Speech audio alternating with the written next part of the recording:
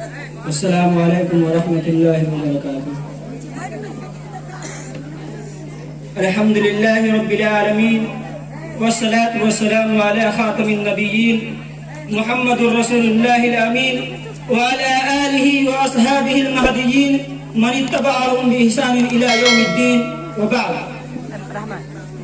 آگ ہے اولاد ابراہیم ہے نمرود ہے، آگ ہے اولاد ابراہیم ہے نمرود ہے، پھر کسی کو کیا کسی کا امتحان مقصود ہے۔ صدر محترم معزز سامعین کرام، بہت سے حساس مسائل ایسے ہوتے ہیں جن کو نہ چاہتے ہوئے بھی موضوع بحث بنانا پڑتا ہے۔ انہی نازک اور حساس مسائلوں میں ایک فرقہ وارانہ فساد اور مسلمانان ہند کا مسئلہ ہے۔ آج ہندوستان کے مسلمان اپنے نازک ترین دور سے گزر رہے ہیں، مختلف قسم کے مسائل سے دوچار ہیں، مسائل و مشکلات کے طوفان میں گھرے ہیں۔ فسطائیت کے حامی فرقہ پرست افراد ہندوستانی مسلمانوں کے خلاف متحد ہو کر ہندوستان جنت نثار سے اسلام اور حامیان اسلام کو ختم کرنے کے لیے سرگرم عمل ہے۔ برادران وطن کے دلوں میں نفرت و تعصب کا بیج بو کر اس کی آبیاری و عکاسی میں مصروف ہے۔ انتہا پسند ہندو جماعتیں اپنی تمام تر طاقت و قوت صرف مسلمانوں کے خلاف نفرت انگیز بیانات، اشتعال انگیز نعرے، توہین آمیز اعلانات اور ماحول کو کشیدہ کرنے والے اشتہارات پر صرف کر رہے ہیں۔ برادران ملت، ہندوستان جو اپنے قدرتی حسن و جمال اور مناظر فطرت کی رعنائی و دل آویزی کے باعث جنت ارضی کہلاتا تھا، جورسی مینیوں صوفی سنتوں کا دیش کہلاتا تھا، رام اور آدم نانک اور چشتی کا وطن کہلاتا تھا، جو اپنی مذہبی رواداری، قومی یکجہتی، ہندو مسلم یکتا اور گنگا جمنی تعظیم کی بدولت شور آفاق تھا۔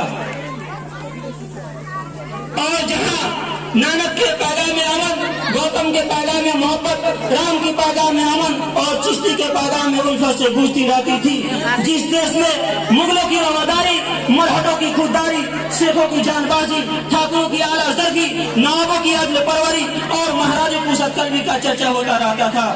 اور جہاں مسلمان عرب تاجر امن کے پیغمبر بن کر آئے تھے اور اس کے حسن و جمال پر فریفتہ ہو کر اسی کو اپنا وطن بنا لیا تھا اور ہندوستان کی سرزمین سے اپنا تعلق قائم کر لیا تھا، یہاں تک کہ گون اگو رنگ برنگی تہذیب میں گھل مل کر اس دیش کی تعمیر و ترقی کے لیے اپنے کو وقف کر دیا تھا۔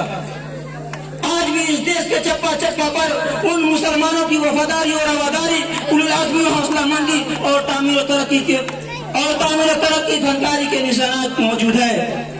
معزز سامعین، آج یہی دیش جہاں چشتی نے پیغام حق سنایا تھا، جہاں نانک نے وحدت کا گیت گایا تھا اور جس چمن میں پیار و محبت کے پھول کھلتے تھے، اتحاد و اتفاق کے ہوائیں چلتی تھی، عدل و انصاف، اخوت و مساوات، شجاعت و بصارت، خود و صداقت کا گلگلہ اٹھتا تھا، جس کے نیلے نیلے ساگر اونچے اونچے پروت دیکھ کر کسی شاعر نے بڑے فخر سے کہا تھا، اونچے اونچے پروت اس کے نیلے نیلے ساگر، اونچے اونچے پروت اس کے نیلے نیلے ساگر، دھرتی جیسے پھوٹ گئی وہ دودھ کی کچی گاگر۔ اور شاعر مشرق علامہ اقبال نے اپنے شعر آفاق ترانے میں تو ہندوستان کو سارے جہاں سے اچھا کہا دیا ہے۔ سارے جہاں سے اچھا ہندوستان ہمارا ہمارا، سارے جہاں سے اچھا ہم بلبلے ہیں اس کی، یہ گلستان ہمارا ہمارا، سارے جہاں سے اچھا۔ آج کھاروں کا یہی دیش ہندوستان فرقہ پرستی کی آگ میں چل رہا ہے، نفرت و تعصب کے شعلے میں جھلس رہا ہے، ہندو مسلم فسادات میں پانے والے معصوم انسانوں کے گھنے ناک سے سرزمین ہند لالسار ہو رہی ہے۔ جہاں محبت کے ترانے گونجتے تھے وہاں بموں کے دھماکے ہو رہے ہیں، جہاں گیان و دھیان کے شوقین سادھو امن و محبت کا پیغام سناتے تھے، اب اسی دیش میں سادھوؤں اور سنگھوں کو فرقہ پرست نفرت و عداوت کی پرچار کے لیے استعمال کر رہے ہیں۔ جو ہندی کنیائیں ہندوستان کی عصمت و عفت کی علامت تھی، آج وہ بھارتی اور سمبھارا کے دیش میں مسلمانوں کے خلاف شعر افسانی کر رہی ہے۔ جو بہن بھائی کے پیار کے نشانے تھی، آج ایک ہی دیش کے کروڑوں بھائیوں کے خلاف دوسرے بھائیوں کو بھڑکا رہی ہے۔ اور جن دیش بھکتوں نے بھارت کی وحدت و سالمیت، ہندو مسلم یکتا اور قومی یکجہتی کے لیے اپنے جانیں قربان کی تھی، آج انہی کا نام دینے والے، وطن پرستی کا دعویٰ کرنے والے ہندو مسلم اور انہیں وطن پرستی کا دعویٰ کرنے والے افراد جمع کے اپنی بساط سیاست جمانے کے لیے علاقائی پسندی، دہشت گردی اور علاقائی پسندی کے فرقہ پرستی کے رجحانات کو ہوا دے رہے ہیں۔ اسی مناسبت سے کسی صاحب نے بڑے خوبی کہا ہے، ستیزہ کر رہا ہے ازل سے تائم روز، ستیزہ کر رہا ہے ازل سے تائم روز، چراغ مصطفی سے شرارے بولاگی تک۔ صدیوں کے غلامی کے بعد بڑی جد و جہد اور قربانی کی بدولت ہندوستان 15 اگست 1947 عیسوی میں آزاد ہوا تھا۔ 26 جنوری 1950 میں قانونی کارروائی اس کی مکمل کی گئی تھی۔ آج کا دن ہی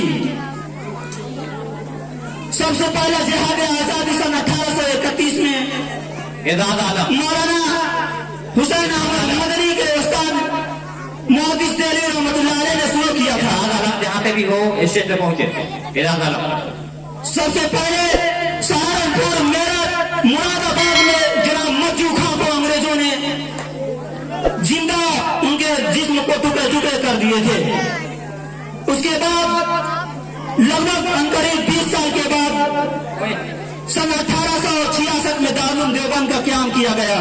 دارالعلوم دیوبند سے یہ مشن کو اٹھایا گیا، آزادی کے مشن کو دارالعلوم دیوبند سے ہی اٹھایا گیا ہے۔ یہ ہماری تاریخ ہے، دنیا اس کو جانتی بھی نہیں ہے۔ یہ مسلمانوں کی تاریخ ہے، دنیا اس کو نہیں جانتی ہے۔ مسلمانوں نے ہی اس دیش کو آزاد کرایا تھا۔ سن 1831 میں 33,000 علماء کو شہید کر دیا گیا۔ دہلی کی چاندنی چوک سے لے کر خیبر تک کی زمین پر علماء کی گردنیں لٹکائی گئی تھی۔ اس میں ہم لوگوں کا نام نہیں آتا ہے، یہ ہماری جاننے کی باتیں ہیں۔ میں انہی باتوں پر اپنی تقریر کو ختم کرتا ہوں۔ وآخر دعوانا الحمدللہ رب العالمین۔